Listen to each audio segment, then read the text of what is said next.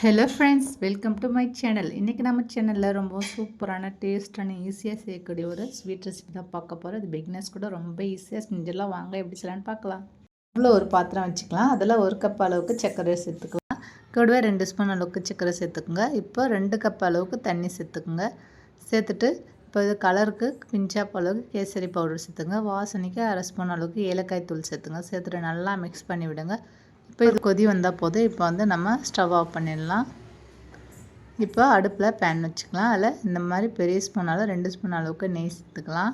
இப்போ நம்ம சர்க்கரை எடுத்து அதே கப்பால் 1 கப் அளவுக்கு கடலை மாவு எடுத்துக்கலாம். சேர்த்துட்டு நல்லா நெய்யில் வறுத்து விட்டுக்கலாம். இப்போ ஒரு ஸ்பூன் அளவுக்கு நெய் சேர்த்துக்கலாம். சேர்த்துட்டு நல்லா வறுத்து விட்டுக்கலாம். அடுப்பை வந்து லோ ஃப்ளேம்லேயே வச்சுட்டு நல்லா வறுத்து விட்டுக்குங்க.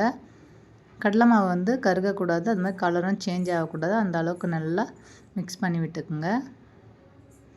பாருங்கள், இப்போ ஓரளவுக்கு நல்லா மிக்ஸ் ஆகிடுச்சு. நல்லா நுரைச்சி வருது பாருங்கள். இப்போ வந்து கரெக்டான பதம். இந்த சமயத்தில் நம்ம கரைச்சி வச்சுருக்க சுகர் சிரப்பை சேர்த்துக்கலாம். சேர்த்துட்டு நல்லா மிக்ஸ் பண்ணி விட்டுக்கலாம். அடுப்பை வந்து கம்ப்ளீட்டாக லோ ஃப்ளேம்லேயே வச்சுடுங்க.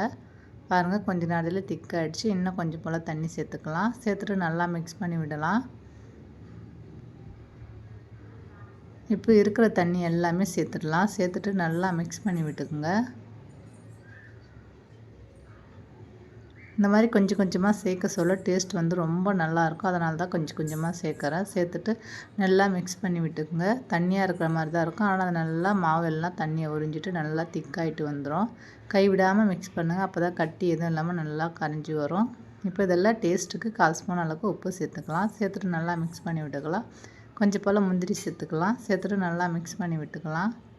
அடுப்பை வந்து லோ ஃப்ளேம்லேயே வச்சுட்டு நல்லா மிக்ஸ் பண்ணி விடுங்க. இப்போ நம்ம சேர்த்த நெய்யெல்லாம் நல்லா பிரிஞ்சு வரும்.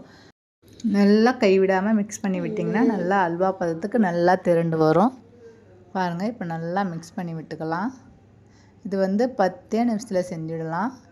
பிகினர்ஸ் கூட ரொம்ப ஈஸியாக செஞ்சிடலாம். பாருங்கள், நம்ம சேர்த்த நெய்யெல்லாம் நல்லா பிரிஞ்சு வந்துடுச்சு. இப்போ வந்து நம்ம ஸ்டவ் ஆஃப் பண்ணிடலாம். இதே மாதிரி நீங்களும் செஞ்சு பாருங்கள். டேஸ்ட் ரொம்ப நல்லாயிருக்கும். குழந்தைங்களும் ரொம்ப விருப்பமாக சாப்பிடுவாங்க. இதே மாதிரி நீங்களும் செஞ்சு பாருங்கள்.